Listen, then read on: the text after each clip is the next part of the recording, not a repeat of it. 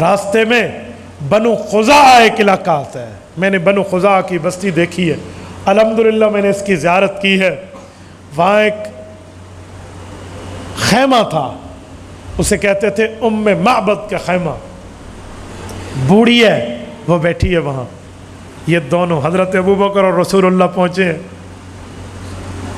کہا آپ تو مہمان ہو، عرب کا رواج ہے کہ مہمان کو خالی ہاتھ نہیں لوٹاتے، میرا جی چاہتا تھا میں تمہیں بکری کا دودھ پلاؤں، پر میری ساری بکریاں چرنے گئی ہوئی ہیں۔ اور خاتون بڑی مہمان نواز تھی۔ میں سمجھانے کے لیے کہوں، آپ موٹر وے پر لاہور سے اسلام آباد جائیے، راستے میں آپ کو قیام و طعام ملے گا۔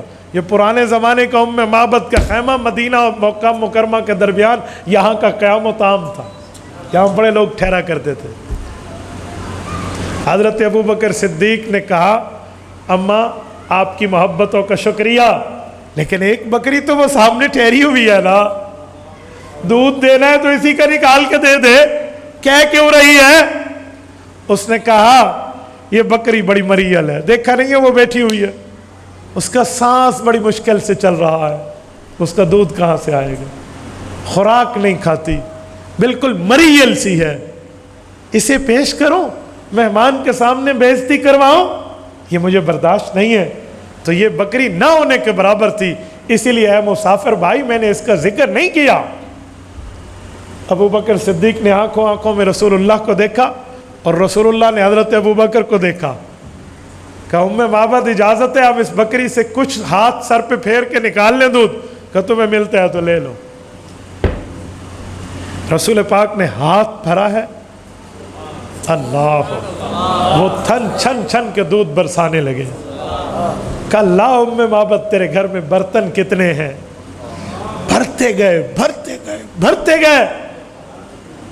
رسول پاک علیہ السلام نے آخری برتن بھرا، شاید ام معبد کے گھر کے برتن ختم ہو گئے، یہاں دودھ نہیں ختم ہونا تھا۔ بھائی نبوت کے معاملے، ہاں حضرت اسماعیل علیہ السلام کی اڑی لگی تھی، زمزم کا چشمہ جاری ہوا، پانی جب نکلا نا تو حضرت اماں ہاجرہ نے منڈھیر باندھی اور پانی بڑھا، پھر منڈھیر باندھی، پانی بڑھا تو اپنی عبرانی زبان میں کہا زم زم، قف قف، ٹھہر جا ٹھہر جا، رک جا رک جا، سٹاپ سٹاپ، روک دیا۔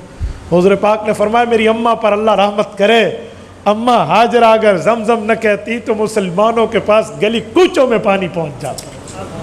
یار حضرت اسماعیل کی پاؤں کی ایڑی کی رگڑ سے یوں چشمہ دنیا میں جا سکتا ہے، یہاں تو امام الانبیاء نے اس بکری پر ہاتھ رکھا ہے۔ وہ ختم ہو گئی برتن، لیکن بکری ہے کہ دودھ دیتی جا رہی ہے۔ حیران ام معبد، کہا کون ہو تم؟ بہرحال یہ چلے ہیں، پیچھے سے ان کے خاوند آئے ہیں۔ جو خاوند کو اس نے کہا نا کہ میں نے کیا دیکھا، میرا عنوان ام معبد کا خیمہ ہوتا نا، ایک رکوع کی حدیث ہے جس نے رسول اللہ صلی اللہ علیہ وسلم کے اوصاف کو بیان کیا ہے کہ ان کی آنکھیں کیسی تھی، ان کے کان کیسے تھے، ان کا چہرہ کیسے تھا، ان کے بال کیسے تھے، اس نے حسن کی رعنائی کیا تھی، اس کے سرمے کے معاملے کیا تھے، اور اس کے ساتھ چلنے کا معاملہ کیا تھا، اس کا ساتھی اسے کتنی احترام سے بات کرتا۔ اس نے جب نقشہ کھینچا نا اپنے خامد کے سامنے، اس نے کہا اراہ ھذا صاحب قریش، اللہ اکبر، میں خبریں سن رہا ہوں، مکہ کے قریشی کہتے ہیں ہم سے ہمارا ایک بندہ نکل گیا، ہاں یہ وہ نبی ہوگا جو یہاں سے گزرا ہوگا۔ اے ام معبد تو خوش قسمت ہے، تو نے اس کی مہمان نوازی کی۔ یہ ام معبد الخزاعیہ بعد میں آئی ہیں مدینہ طیبہ، کلمہ پڑھا ہے، مشرف با اسلام ہوئی اور صحابیہ بنی، ان کی قبر جنت البقیع میں۔